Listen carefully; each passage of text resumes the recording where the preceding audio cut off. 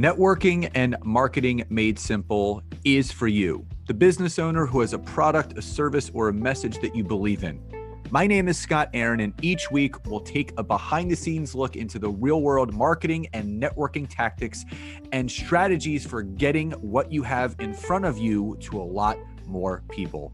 Thanks for spending time with me, and now let's get started.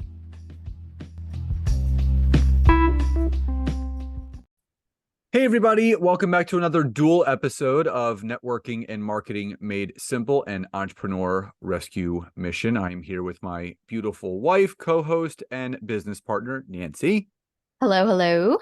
So we have a lot of fun with these dual episodes, and we kind of went back through some previous topics that we had discussed offline and online, whether it was in our mastermind groups and just in general.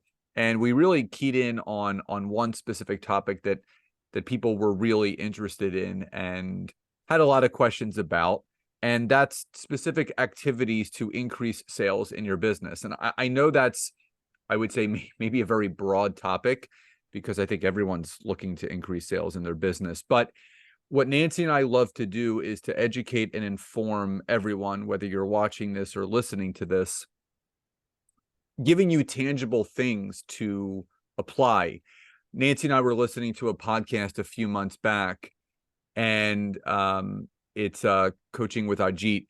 And he was talking about how people need to move from the digestion of content and information and move into application. So it's going from consumption to application. So that's kind of what triggered this episode, because we want to give you guys applicable things that you can do and activities that you can do, obviously, to increase the sales in your business. So Nance, let me turn it to you so you can kick us off.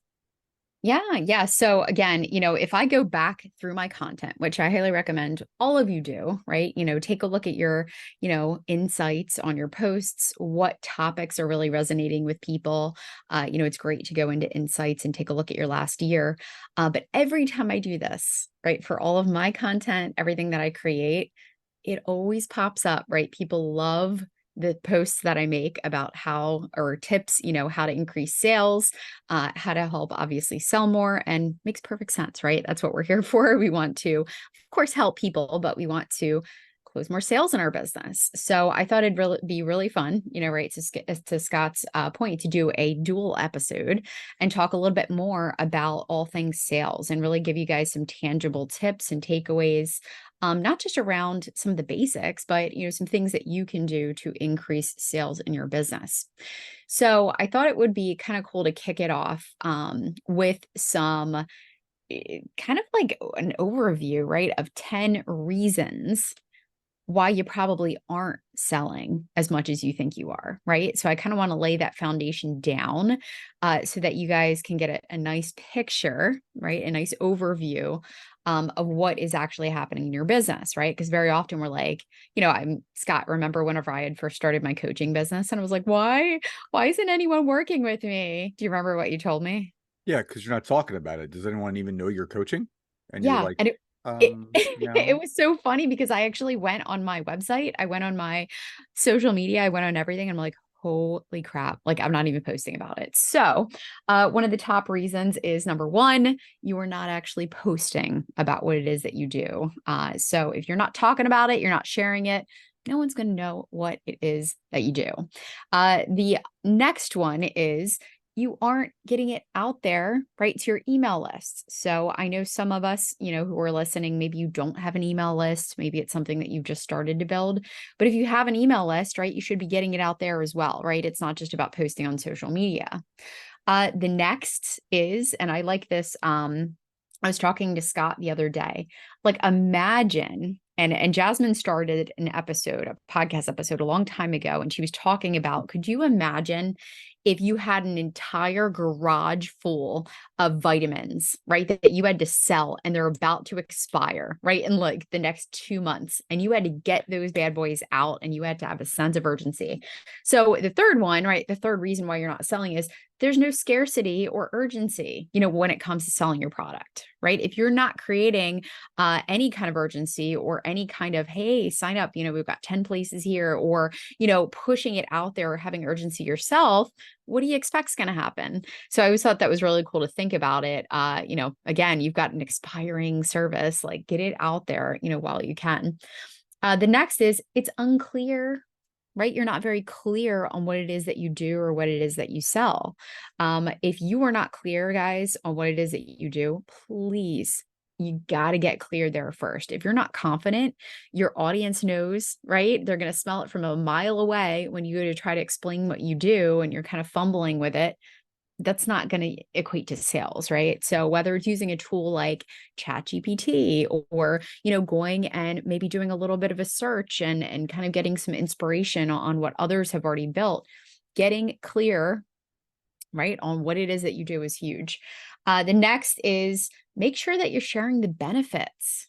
Okay. A lot of people talk about, ooh, with this group coaching program, you get a one-on-one call, you get a this, you get a that, you get a whatever, but we forget to talk about the benefits, right? Scott and I love a podcast. It's called Master Coaching with Ajit, Ajit. It's great. He actually talks and he coaches with a lot of mindset coaches. And he said one of the biggest things that mindset coaches struggle with is marketing their services and what it is that they do. And he said, really, really great exercise is actually going through and getting very clear on not just the features, right, but what are the benefits that match up to that? Because if you think about it, right, if you tell someone, oh, I'm going to do some mindset work with you and we're going to have a one-on-one session. Okay, cool. That sounds okay. Or, hey, I'm going to actually have a session with you that's going to help you remove limiting beliefs. I'm going to help you have better communication with your relationships in your life, with work. We're going to help you be more productive. I mean, literally, that sounds awesome, right? So think about the benefits that you offer with all the different things that you do and make sure that you're communicating those. As we move along, right? I'm not going to go through a million of these, but, you got to look at your audience. Are you marketing and speaking to a big enough audience? So are you doing the things obviously to grow online? Are you marketing to the right people? Do you know who it is that you are best suited to serve? And, there's a lot of other factors that go into it. So we're going to dive in a little bit more on some different things that you can do to help Robbie obviously increase the sales, but I did want to kind of address, right, some of the big ones, right? One of the basic, things that you got to go through. Those are your foundational things, right? We got to get those right in the sales process. So, Scott? That was a mouthful there, Nance. I know. I'm I sorry. think I we had could a lot wrap of up the notes. episode right there, but we'll keep Yeah, going. So the end. Just fix all those things. we'll run through this not quickly, but very succinctly, because we know time is the most valuable commodity we have. So there's 5 core things that we wanted to go over today when we talk about the things that you can do to increase your sales. The first thing is content marketing for organic traffic. So we talk about traffic, right?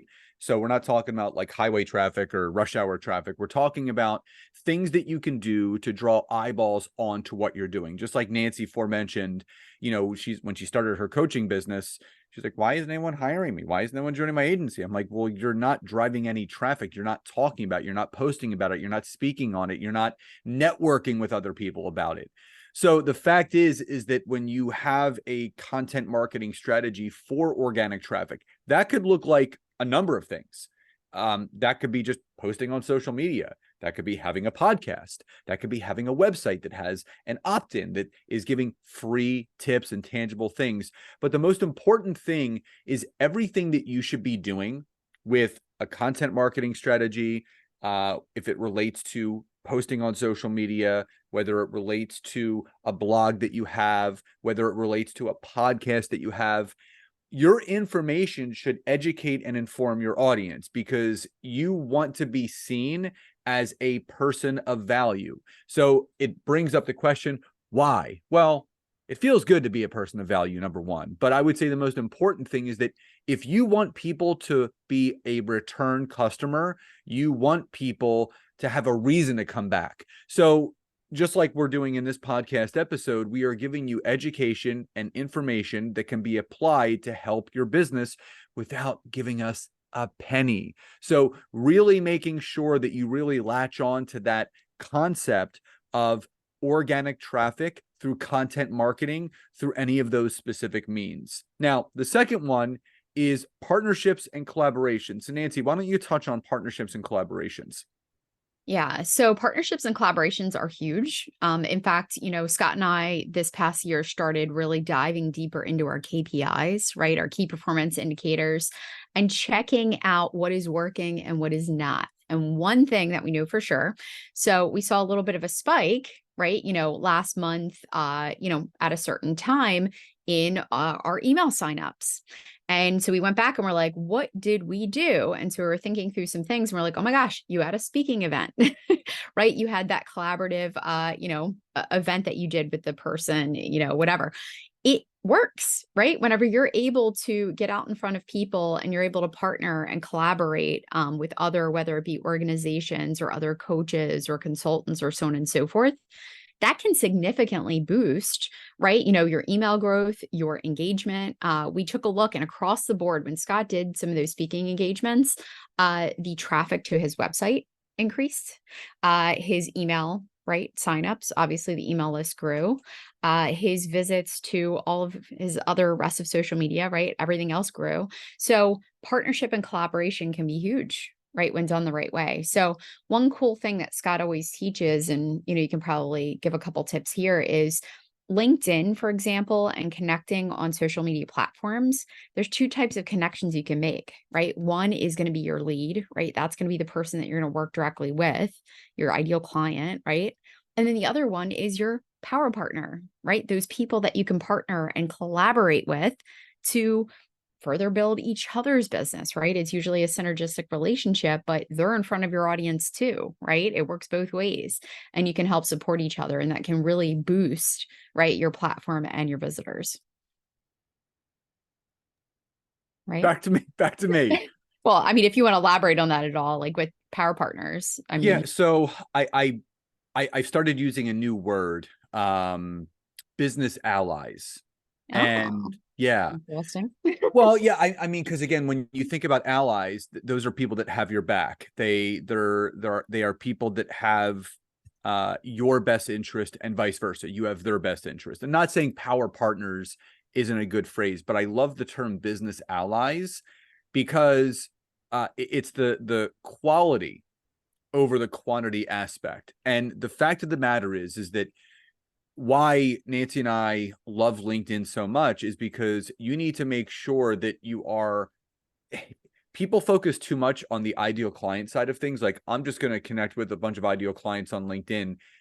It is essential, and if not more important, to connect and have as many business allies as possible, because those are the people that get to know you. They know what you do. They know what problems you solve, because if they have business allies, if they're natural networkers, they're connecting with people, and they stumble upon someone that they talk to that they can't necessarily help, but the problem, the gap, the hole, the void that is mentioned in their networking activity, your name can then populate, and they say, you know what, let me do an introduction. And this happens to Nancy and I all the time. We get introductions and referrals all the time from people that obviously have worked with us or know, like, and trust us, that will send us referrals because in the conversations that they're having, we're needed. So having as many business allies as possible.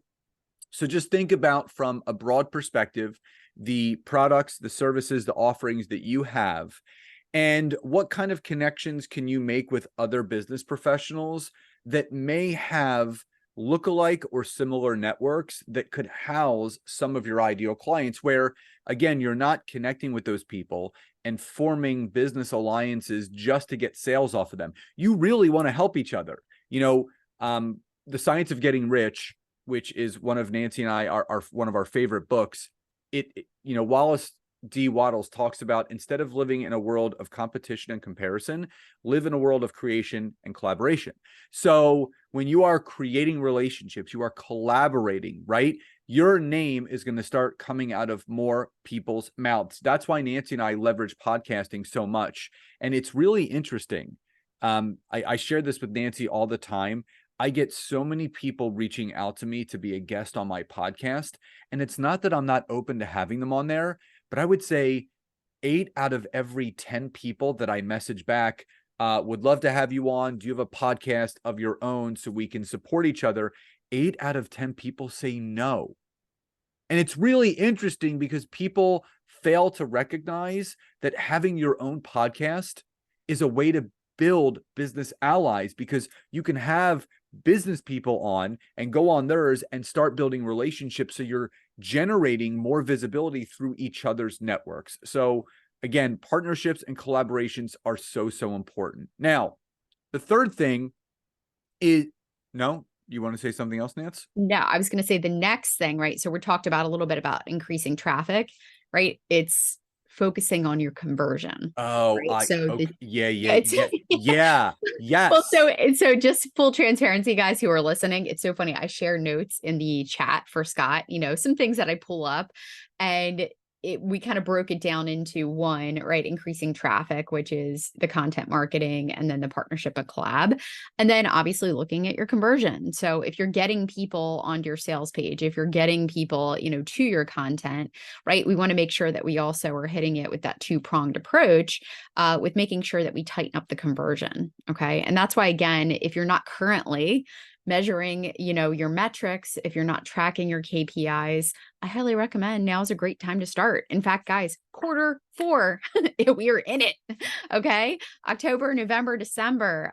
What a better time, right? To actually start doing some of those things. And, the new year is upon us. Could you imagine if you just start looking at, right? How many people are visiting your website? How many people are clicking on, right, your sales page? And I'm going to give you guys a couple little benchmark numbers here, right? So we want to hit, okay, and this is something that even Amy Porterfield, she's an online marketer, teaches as well. We want to hit a benchmark of a click-through rate on our sales pages of at least 20%. Okay. If we have an opt-in or a lead magnet and we say, hey, sign up for this free thing, enter your email here. We want 20% of those people who visit that page to actually follow through and do the thing. Okay. We looked at our KPIs the other day. So again, full transparency, this is something that we're working through. So we created an assessment. In fact, it's a really cool, here are some tips on how you can scale and grow your business, or assess, where your business is at. And here, it's going to pump out a little action plan of next steps. Well, we looked at our metrics and our conversion rate, and we saw that everyone, right, a lot of people entered their email. However, no one, if not maybe a couple people here and there, were actually clicking on the email that we sent. So we did a little bit of digging and we realized that we had way too much on the landing page at the end, right? So when people entered their email, it gave them all the information that was in that email. So there was no reason for them to go run to their email and open it. So that's another, right? We obviously want to increase and improve that because we want our email open rates to improve as well. So guys, if there's certain things, right, you want to improve, you want to improve the click-through rates, you want to improve sales, right? You go to a sales page or you've got a really cool thing that you put together and it's just not converting. We got to dig in, right? And there's different things that you can do. So Scott, if you want to share the first one. Yeah. So number one is prioritize user experience. So we use the word prioritize because obviously that needs to be an essential aspect of what you need to do. And what do we mean by user experience? So it's the experience that person has, whether it's the person that is attending your workshop, whether it's I would say, not just the deliverability of maybe your free opt-in, but what's the experience of that person going to have? So I'll use myself as an example. If anyone goes to my website, scottaaron.net, I have a free opt-in on there to help people in the beginning process of strategically using LinkedIn to grow their business through optimizing their LinkedIn profile. So there's a little opt-in on there that people can, put their name and email. It gets delivered to them. And basically it's a way to start building the know, like, and trust. They can applicably take the information they're learning in that free offering and then obviously apply it very, very simply. Something that I forget who said it, but Nancy I loves think it was this Donald quote. Miller. I think I know what you're going to say. Donald Miller. Yeah. Make things simple for people and make it easy for them to buy. Don't make people burn calories trying to learn not only what it is that you do, but how you help them. So really prioritizing that user experience. And we love the word ease. Nancy and I love that word in two fashions. Number one, we love ease in our life. That's why we've created the life that we have and how we're growing and scaling our company. But ease in that user experience for the people that you're looking to build a know, like, and trust. You're looking to nurture. You're looking to build those relationships. You want to make everything easy for people. Because again, if something, I was that dude just like 5 or 6 years ago that like had a trench coat full of every offering you can imagine. Nancy's like, you got it. You talk about something different every single day. And we actually gave this feedback to one of our clients on our quarterly strategy call. Like, you have to be very clear and succinct. You have to think about the passenger side perspective, right? The person that you're marketing with and to, the person on the other side of the computer screen that is digesting your content, downloading your free stuff, attending your workshops. Is it a very user-friendly experience? Yeah. Yeah, no, absolutely. And I mean, I love this one. And honestly, I think this one's just huge. Like, audit yourself, right? Go look at your social media. I can't tell you how often, right? And I always use the quote. It's that old adage. It's like the old folk saying or something. It's hard to see the label from inside the jar. And so when you're in your business, right, you're sleeping and breathing it, and you're like, yeah, I know this. And everybody knows what I do. No one, right, does. Just assume no one does. So when people go to your website or go to your Instagram or go to your Facebook or your LinkedIn, is it easy to understand, number one, what it is that you do and how you help people?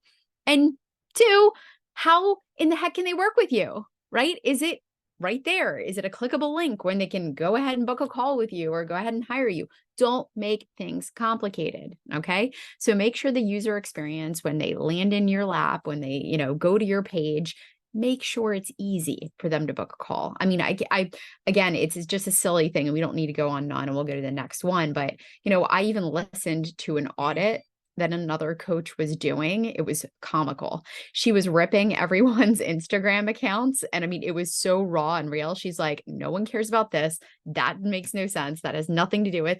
But the whole point was, guys, it's not about you. It's about your client, and it's about them landing on you. And is it what they need? And is it easy for them to go ahead and click and, purchase and buy? So again, make sure that user experience to work with you is easy. Okay. The other thing, so again, whenever it comes to conversion, right? If you guys have worked with people, okay, and Scott's actually the king of this. He has almost 500, right? It's over at this point, right? 500 LinkedIn. 500. I just got another one today. 510 written recommendations. Look at it. And I even gave him a little, so if you guys are watching on video, we're recording this on video as well. I made a little certificate for him, right? So 500 written recommendations on LinkedIn.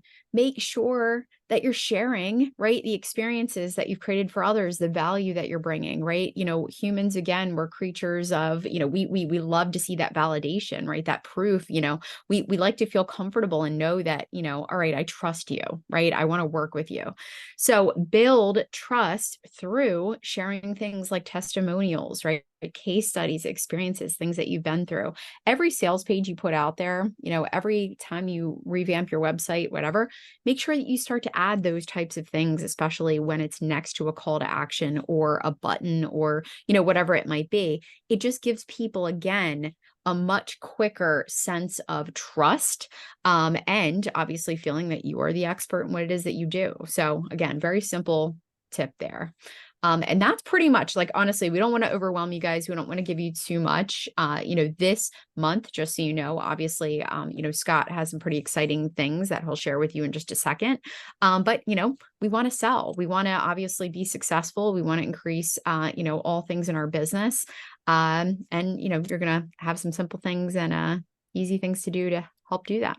Yep. So Nancy said that I have some exciting things. So I am doing a free LinkedIn workshop the last week of October. And I kept thinking about, okay, I've done them before. What can I do another one on? And this one is going to be on, I would say, one of the most frustrating aspects of what people need to do on LinkedIn. It's not connecting. It's not someone's profile. It's actually the content that needs to be created on LinkedIn. So what I'm going to be doing is a free 3-day workshop called Content That Creates Sales on LinkedIn. Ooh. So it's all going to be derived around teaching you 3 of the most important pieces of content that you need to create. I know that you're going to spend 3 days on LinkedIn content. Yeah, I'm going to literally break down the 3 most important aspects of content on LinkedIn, and I'm going to dedicate an actual whole 1 hour to it. So it's actually the very, very last week of October. It's October 30th to actually November 1st. It's from 1 to 2 p.m. EDT, live and recorded. Monday, October 30th, Tuesday, October 31st. Happy Halloween. And we wrap up Wednesday at 1 o'clock, November 1st. And I'm going to be teaching LinkedIn video, LinkedIn polls, and long form LinkedIn content, whether it's a post, article, or newsletter edition. And basically really teaching you this strategy that you can create really solid content on LinkedIn where you're not selling and pitching, but it still creates sales on the back end. So if you go to the description of this episode, you will see the link of where you can sign up completely free. You get a workbook. There's going to be a private Facebook group where we can share wins, takeaways, and homework and all those things. So we hope you enjoyed today's episode. Love and gratitude to each and every one of you, and we'll talk to you next time. Bye.